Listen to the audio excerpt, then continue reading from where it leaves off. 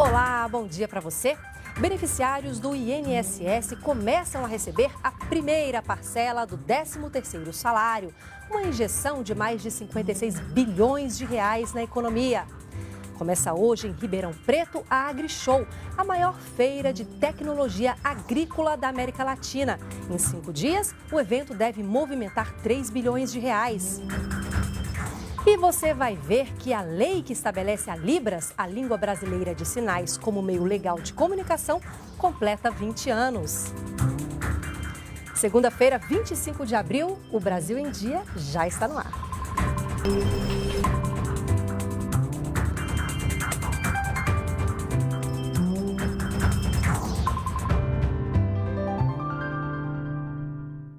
São 8 horas da manhã, estamos ao vivo também pelas redes sociais.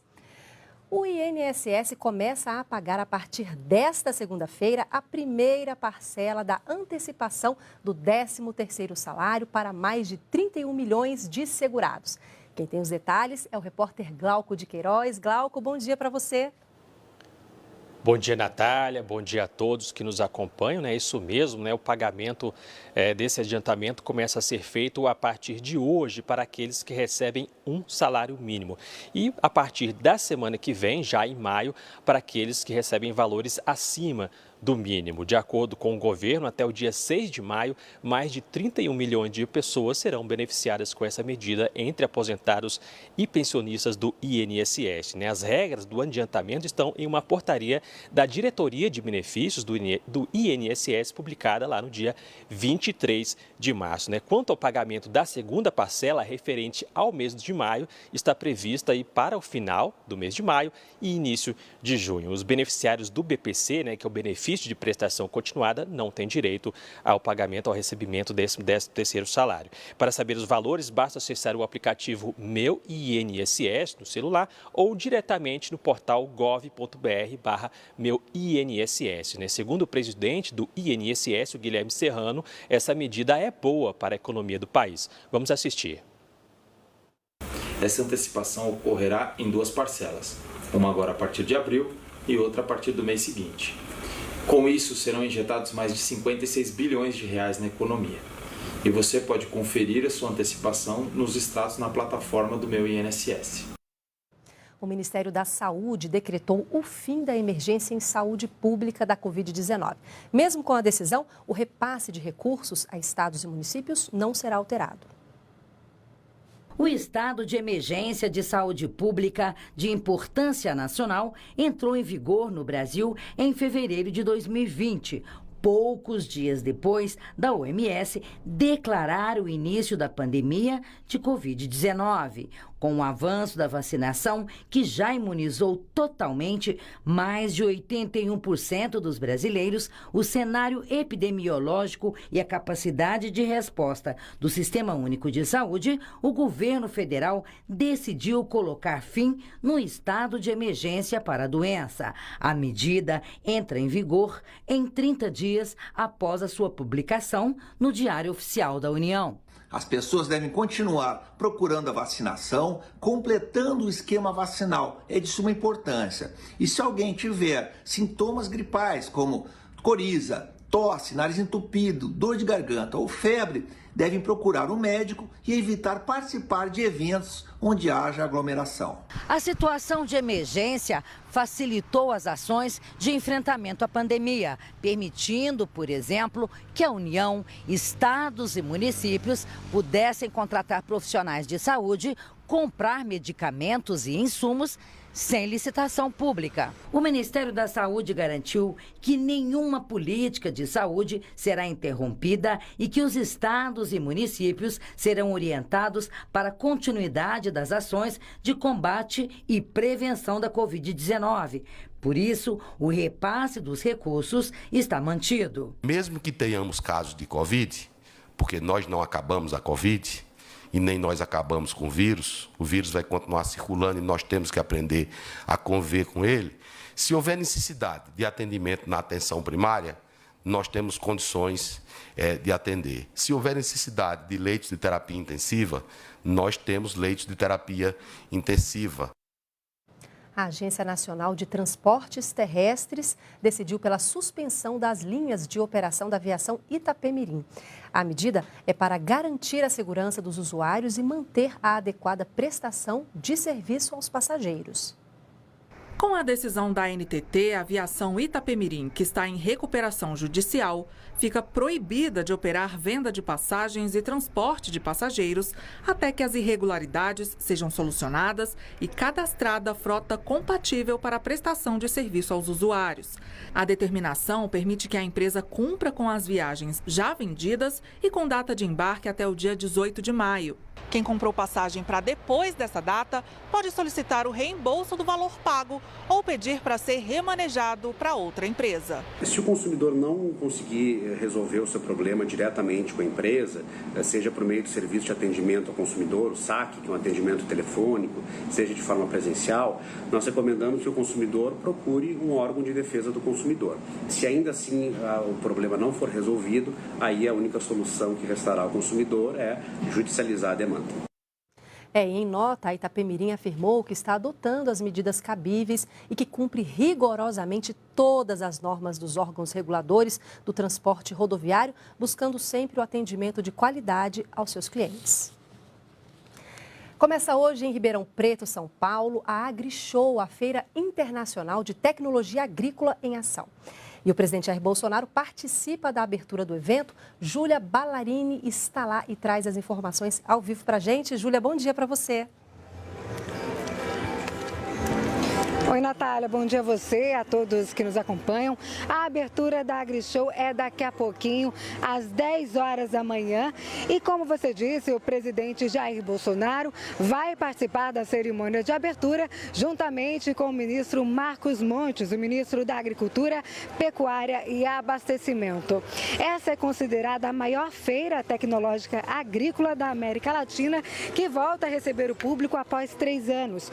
Por causa da pandemia, a última edição foi em 2019. O evento vai até a sexta-feira, conta com 400 estandes, cerca de 800 marcas e a expectativa é de que 150 mil pessoas circulem por aqui durante esses 5 dias de evento. Natália, o setor aquece a economia e a feira chega a movimentar cerca de 3 bilhões de reais. Nós conversamos com o presidente do conselho da ABIMAQ e ele falou com a gente. Vamos ouvir. Porque o Brasil é autossuficiente na produção de máquinas agrícolas, exporta 30% do que produz, ele é muito competitivo nessa linha de máquinas agrícolas e, para tanto, atende às necessidades da agricultura brasileira e continuará atendendo porque está investindo muito nesse setor para que nós possamos acompanhar o crescimento da agricultura. E o presidente Jair Bolsonaro participou no Rio de Janeiro da comemoração do Dia da Aviação de Caça. A Força Aérea Brasileira homenageou pracinhas e batizou caças suecos que vão reforçar o sistema de defesa do país. A cerimônia começou com a homenagem a pracinhas da aeronáutica, pilotos de caça que combateram durante a Segunda Guerra Mundial. As aeronaves suecas modelo F-39 Gripen foram apresentadas ao público presente. O batismo contou com a participação do presidente Bolsonaro e marcou a integração dos novos modelos ao grupo de aviação de caça. O Gripen é conhecido pela eficiência, baixo custo de operação e avançada capacidade tecnológica. Ao todo, 36 caças foram comprados pelo Ministério da Defesa por cerca de 24 bilhões de reais. Isso permite com que o piloto tenha a maior consciência situacional quando numa situação de combate. E com isso ele consegue empregar os seus armamentos de uma forma mais eficiente. No final, o que a gente procura com essa aeronave é eficiência. É eficiência desde a manutenção dela no solo até o momento em que o piloto vai empregar o seu armamento. Os novos caças seguem agora para a unidade da Embraer no município de Gavião Peixoto, em São Paulo. Vários testes nos quesitos segurança, potência e operacionalização vão ser realizados nas 2 unidades por engenheiros e pilotos de prova. Uma exigência é a liberação do certificado militar, que é a licença de operação no país. Os 2 caças chegaram de navio em Santa Catarina no dia 1º de abril. A expectativa é que todo o lote com 36 aeronaves seja entregue até 2026. O contrato inclui equipamentos, simuladores e treinamento na Suécia e ainda prevê a transferência de tecnologia num período de 10 anos.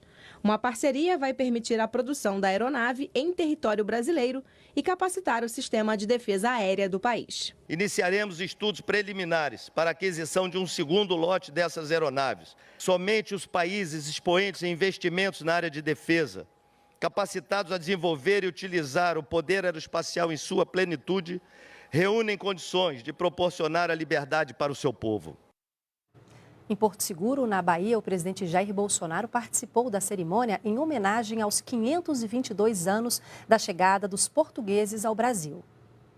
Não há diferença nenhuma de minha para qualquer um de vocês. Temos realmente o mesmo objetivo, o mesmo sangue, a mesma raça, a mesma nacionalidade. E nós, cada vez mais, queremos unir os nossos povos. Jamais pregaremos a divisão entre nós, entre cor de pele, entre opções, entre regiões, entre o que quer que seja. O que faz um povo forte é a sua união. A lei que estabeleceu a língua brasileira de sinais como meio legal de comunicação no Brasil completa 20 anos. No ano passado, o presidente Jair Bolsonaro sancionou uma lei que insere a educação bilíngue dos surdos na Lei de Diretrizes e Bases da Educação como modalidade de ensino independente. Luz vermelha acesa, sinal de que chegou a hora do intervalo nesta escola municipal na Zona Norte de São Paulo. A inclusão está em toda parte. Entre os mais de 500 alunos, 22 não escutam, sejam deficientes auditivos, que têm parte da audição, ou surdos com perda profunda. É importante ter essa comunicação mais vasta, né? É importante para a gente aprender com a convivência como que é a vida do próximo. Na sala de aula, todos juntos e misturados, contam com intérprete de Libras, uma baita ajuda ao Peterson. Ele acredita que essa inclusão ela promove um desenvolvimento maior, tanto no aprendizado como nessa troca. A Tayla percebe o esforço, mas conta que ainda enfrenta dificuldade no aprendizado. Muitas palavras eu não conheço, aí eu vejo e eu acho isso pesado. O conteúdo fica pesado. Eu quero aprender, eu quero estudar. Marina atua há 20 anos como intérprete, praticamente na mesma época em que a língua brasileira de sinais virou lei. Eu comecei a ter interesse em aprender Libras na igreja, porque tinha surdos e não tinha acessibilidade, não tinha intérprete de Libras. Aí depois me profissionalizei e hoje trabalho com isso. Em 2002, a lei reconheceu a Libras como meio legal de comunicação e expressão das pessoas surdas, que somam mais de 10 milhões de pessoas no Brasil, segundo o IBGE. Calma, não é problema no áudio da sua televisão, não. É só para você ter uma ideia do quanto é ruim ficar sem entender nada, sem se comunicar. Até porque a linguagem é fundamental, seja para compartilhar ideias, sentimentos, para o aprendizado e socialização. E a falta dela traz graves consequências ao ser humano. Entendeu? Nós temos que garantir, então, que a vivência desses alunos, a experiência desses alunos dentro da unidade escolar seja completa. E a socialização não apenas do aluno surdo para com os outros alunos, mas dos alunos que não são surdos com esses alunos surdos. Então a forma como eles enxergam essa diversidade é importante. E a gente fica por aqui. Você pode rever as reportagens de hoje nas redes sociais da TV Brasil. Um ótimo início de semana para você. A gente se vê amanhã. Até lá.